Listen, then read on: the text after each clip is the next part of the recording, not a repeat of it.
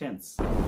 আপনি ইংরেজি লিখতে যান, আপনি ইংরেজি বলতে চান, যে কোনো ধরনের কম্পিটিটিভ এক্সাম, যে কোনো ধরনের জব এক্সাম, যে কোনো ধরনের ইন্টারন্যাশনাল টেস্ট, মানে মোট কথা হচ্ছে আপনি ইংরেজি নিয়ে যদি চিন্তা করতে যান, সেটাও কি এখন চিন্তা করবেন, ভবিষ্যতে চিন্তা করবেন, নাকি গতকালকে চিন্তা করেছিলেন, সেখানেও আপনার টেন্সের দরকার। দ্যাট মিনস আপনার টেন্স লাগবেই লাগবে। সুতরাং টেন্সের গুরুত্ব আলাদা করে বলার মতো কিছু নেই যে আপনার টেন্স শিখতে হবে ইংরেজি জানতে হলে বা ইংরেজি পারার জন্য টেন্সের দরকার, এটা আসলে নতুন করে বলার মতো কিছু নেই, আপনারা সবাই জানেন। তো চলুন আপনি যে computer screen, before that welcome to our channel Banglish. We are trying to make your English learning journey easy.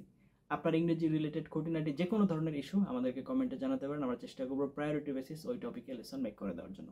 তো চলুন আপনি যে কম্পিউটার স্ক্রিনে, আর তার আগে আপনি যদি আমার সাথে কানেক্টেড থেকে ইংরেজি শেখাকে সহজ করতে চান, please like our Facebook page and join our Facebook group, সেগুলো লিঙ্ক ডেসক্রিপশনে দেওয়া আছে। আর আপনার যদি প্রফেশনাল কোনো গাইডেন্সের দরকার হয়, প্লিজ কন্ট্যাক্ট উইথ আস, আমাদের সাথে কন্ট্যাক্ট ডিটেইলস আপনি ভিডিও কমেন্টে পিন করা অবস্থায় পেয়ে যাবেন। চলুন আপনাদেরকে যে কম্পিউটার স্ক্রিনে,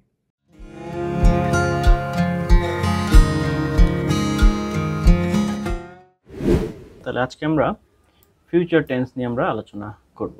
গত ক্লাসে আমরা হচ্ছে প্রেজেন্ট টেন্স এবং পাস্ট টেন্স নিয়ে আলোচনা করেছিলাম।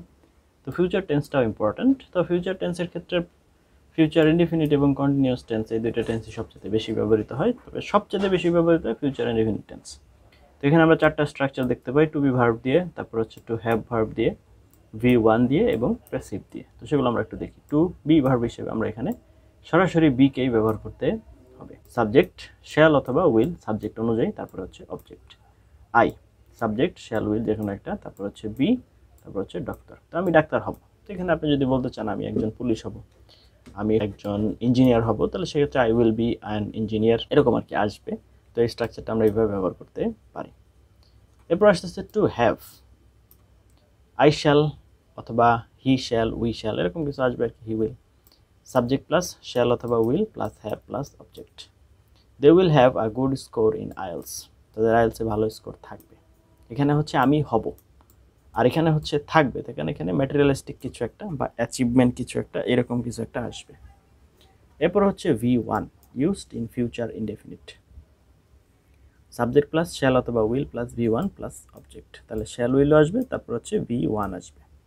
I will go to Dhaka, কোনো জায়গায় যাওয়া বোঝাতে, কোনো একটা কিছু করবো বোঝাতে। আমরা জানি প্যাসিভ মানে হচ্ছে V3, তার আগে বি বসবে, শ্যাল উইল বসবে, সাবজেক্ট বসবে এবং শেষে অবজেক্ট বসবে। I will B gone to Dhaka, আমার ঢাকা যাওয়া হবে। এরপরে হচ্ছে দেখেন এখানে আমি লিখে দিয়েছি, এখানে উল্লেখ্য যে ফার্স্ট পার্সন আই এবং উই এর পরে শ্যাল ব্যবহার করা হয়। এখন শ্যালের ব্যবহারটা এত গুরুত্বপূর্ণ নয়, উইলও ব্যবহার করা যায়। ফিউচার ইনডিফিনিট টেন্সে নেগেটিভ বাক্যের ক্ষেত্রে শ্যাল অথবা উইলের পরে নট, এবং ইন্টারোগেটিভ বাক্যের ক্ষেত্রে শ্যাল অথবা উইলকে সাবজেক্টের পূর্বে বসালে তা উক্ত বাক্যগুলোর আকারে প্রকাশ করা যায়। এরপর হচ্ছে এক্সারসাইজ। এই যে এখানে আমি একজন ডাক্তার হব, ডাক্তার হয়ে গরিবদের উপকার করব, আমার একটি দাতব্য চিকিৎসালয় থাকবে, সেখান থেকে সবাইকে ফ্রি চিকিৎসা দেওয়া হবে। এইখানে অনেকগুলো সেন্টেন্স দিয়েছি, আপনারা এগুলো একটু করবেন। আচ্ছা, ফিউচারের কন্টিনিউয়াসেরও সেম চারটা স্ট্রাকচার, অ্যাফার্মেটিভ, নেগেটিভ, ইন্টারোগেটিভ এবং প্যাসিভ। তো সাবজেক্ট প্লাস শ্যাল অথবা will plus be plus verb plus ING, যেহেতু কন্টিনিউয়াস তাহলে ভার্বের সাথে আইএনজি যোগ করতে হবে। I will be waiting for you, আমি তোমার জন্য অপেক্ষা করতে থাকবো। নেগেটিভ, এখানে হচ্ছে উইলের পরে একটা নট যোগ হয়ে যাবে, যেমন you will not be making the dress, তুমি জামাটি তৈরি করতে থাকবে না। ইন্টারোগেটিভ, শ্যাল অথবা উইলটা সামনে চলে আসবে, তারপর সাবজেক্ট চলে যাবে, লাস্টে হচ্ছে কোয়েশ্চেন মার্ক যোগ হবে। Will you be watching TV, তুমি কি টিভি দেখতে থাকবে। এরপরে প্যাসিভ, সাবজেক্ট প্লাস শ্যাল অথবা will be plus being plus V3 plus object. বাংলায় করা হতে থাকবে, যাওয়া হতে থাকবে ইত্যাদি প্রকাশ করে। Products will be being produced in the market regular way, পণ্যগুলো নিয়মিত ধারায় বাজারে সরবরাহ হতে থাকবে। তো সেক্ষেত্রে আমরা এই যে এখানে কিছু এক্সারসাইজও দিয়েছি, আপনারা কাইন্ডলি এগুলো একটু দেখবেন এবং হচ্ছে একটু করার চেষ্টা করবেন আর কি। তাহলে এগুলো যদি আপনারা কমেন্টে আমাকে দেন করে, কোথাও কোনো সমস্যা হলে সেগুলো আমি ঠিক করে দেব। এরপর আসতেছে ফিউচার পারফেক্ট টেন্স। ফিউচার পারফেক্টেরও চারটা স্ট্রাকচার, অ্যাফার্মেটিভ, নেগেটিভ, ইন্টারোগেটিভ এবং প্যাসিভ। দেখুন, সাবজেক্ট প্লাস শ্যাল অথবা will plus have plus V3 plus object. She will have done the work, সে কাজটি করে থাকবে। They will not have gone to Dhaka, তারা ঢাকা যেয়ে থাকবে না। সাবজেক্ট প্লাস শ্যাল অথবা will plus not have plus V3 plus object. Interrogative হচ্ছে শ্যাল অথবা will plus subject plus have plus V3 plus object question mark. আমরা শ্যাল উইলটা আগে চলে আসবে আর কি। Will they have completed the work, তারা কি কাজটি সম্পন্ন করে থাকবে। এরপর হচ্ছে প্যাসিভ, সাবজেক্ট প্লাস শ্যাল অথবা will plus have been plus V3 plus to অথবা বাই, এখানে প্লাস না টু অথবা বাই প্লাস অবজেক্ট। বাংলায় করে থাকবে হয়ে থাকবে অর্থ প্রকাশ করে। The car will have been driven by him, তার দ্বারা গাড়িটি চালানো হয়ে থাকবে। এখানে আমি কিছু আপনাদের এক্সারসাইজ দিয়েছি, দয়া করে এগুলো একটু করার চেষ্টা করবেন, কোথাও কোনো সমস্যা হলে আমাকে জানাবেন। এরপর হচ্ছে ফিউচার পারফেক্ট কন্টিনিউয়াস টেন্স। এটা হচ্ছে তেমন একটা ব্যবহার হয় না, তবে ভবিষ্যতে দীর্ঘ সময় ধরে যদি কাজ কোনো চলতে থাকে তাহলে future perfect continuous. Shall have অথবা will have been plus verb plus ING plus হচ্ছে টিল, আনটিল, বিফোর, বাই অথবা প্লাস হচ্ছে time. He will have been reading till 5 PM, সে 5টা পর্যন্ত পড়তে থাকবে আর কি। আচ্ছা, ভবিষ্যৎ নির্দেশ কিছু গঠন। দেখুন এই যে স্ট্রাকচারগুলো আমরা ফিউচার টেন্সে না যেয়েও আমরা হচ্ছে ভবিষ্যৎ বোঝাতে পারি, খুব important structure. Am is are plus going to plus V1, করতে যাচ্ছে, খেতে যাচ্ছে ইত্যাদি অর্থ প্রকাশ করে। He is going to open a shop. Have to, has to plus V1, করতে হয়, হবে ইত্যাদি অর্থ প্রকাশ করে। I have to go to Dhaka. Must plus V1, অবশ্যই করা হবে অর্থ প্রকাশ করে। আই মাস্ট গো দেয়ার।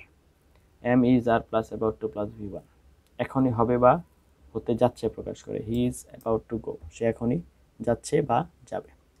এখানে আমাদের কিছু এক্সাম্পল আমি দিয়েছি আপনাদেরকে, দয়া করে এগুলো একটু করবেন। কোথাও কোনো সমস্যা হলে কমেন্টে আমাকে করে দিলে আমি কোথাও কোনো প্রবলেম হলে আমি আপনাকে জানিয়ে দিব বা ঠিক করে দিব আর কি।